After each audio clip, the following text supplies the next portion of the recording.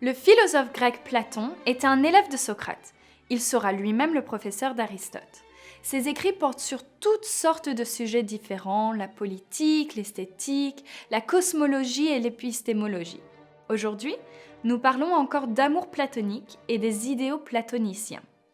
Platon et sa théorie de la connaissance et de la vérité sont la base de la majeure partie de la philosophie occidentale.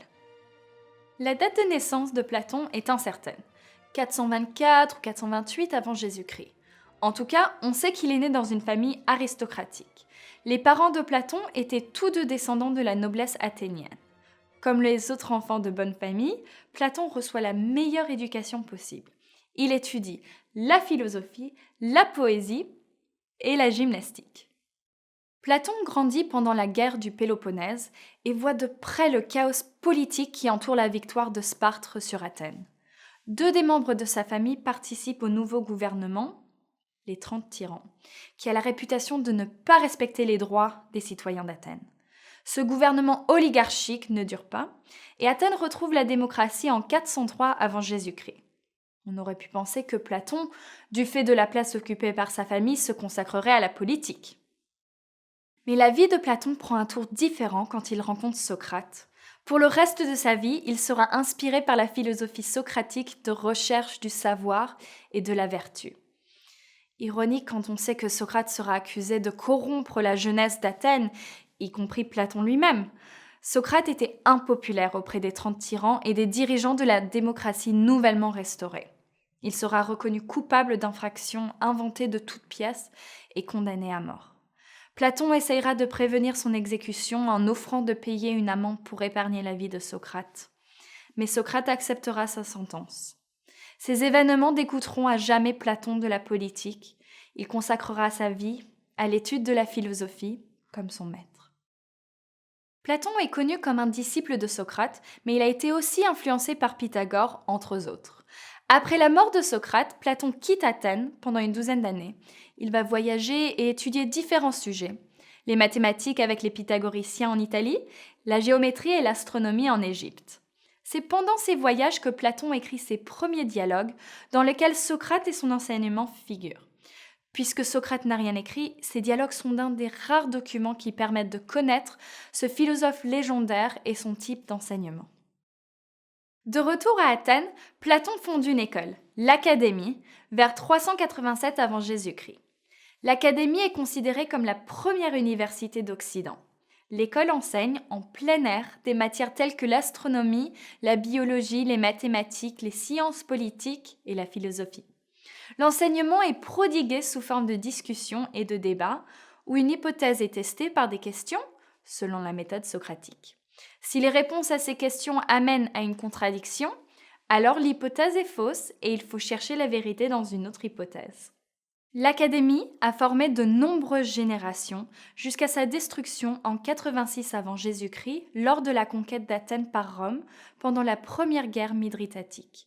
L'Académie renaît au début du 5e siècle grâce aux néoplatoniciens qui se considèrent comme les successeurs de Platon. Finalement, en 529, l'empereur byzantin Justinien le Grand, voyant l'Académie une menace pour le christianisme, ferme l'école définitivement. Tout en enseignant à l'Académie, Platon continue d'écrire. On connaît 35 dialogues et 13 lettres morales. Mais l'authenticité de certains de ses écrits est douteuse. Platon n'aimait jamais parler de lui. Mais plusieurs membres de sa famille apparaissent dans ses écrits. La plupart des historiens en tirent la conclusion que Platon était fier de son illustre famille. On ne connaît pas avec certitude l'ordre dans lequel Platon a écrit ses œuvres. Traditionnellement, elles sont classifiées par les historiens en 3 groupes. D'abord, les dialogues de jeunesse, y compris l'apologie de Socrate, et le Criton, qui présente les enseignements de Socrate. Un deuxième groupe, les dialogues de la maturité, comme la République et le Banquet, présentent la théorie platonicienne des idées ou théorie des formes intelligibles et les relations entre l'âme, l'état et le cosmos. Enfin, les dernières œuvres sont regroupées du fait de leur similarité stylistique. Elles traitent des sujets tels que la loi, les mathématiques et les sciences naturelles et comprennent entre autres les lois et Timée ou la nature. Au cœur de la philosophie de Platon est la théorie des idées, ou théorie des formes intelligibles, qui distingue deux réalités, le monde sensible, celui que nous voyons, et le monde intelligible, ou le monde des idées.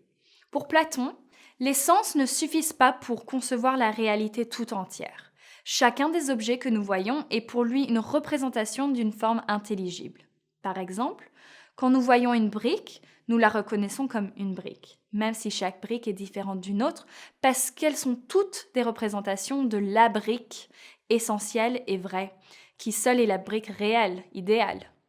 Selon Platon, ces formes intelligibles et autres idées abstraites appartiennent davantage à la réalité que les objets que nous pouvons voir et toucher. Les concepts universels comme la justice, la beauté ou l'égalité ne peuvent pas être perçus par les sens, mais seulement compris par la raison.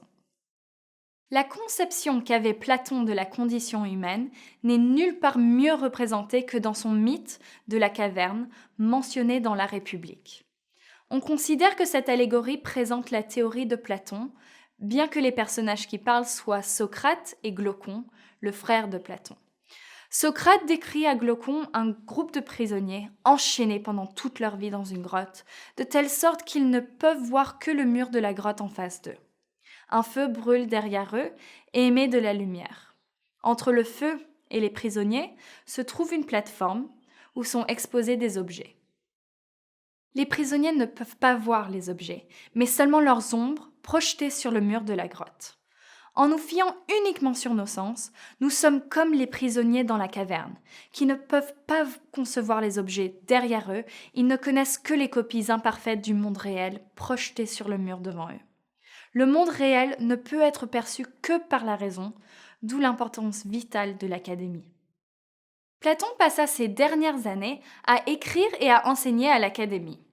Bien évidemment, il est impossible de connaître toutes les pensées de Platon, d'autant plus qu'il préférait le dialogue à l'écriture comme moyen de transmission des savoirs.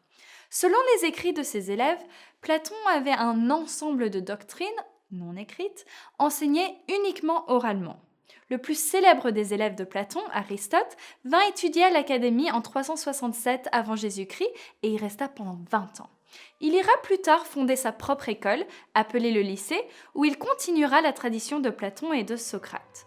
Platon meurt vers 348 et on pense qu'il est enterré à l'Académie.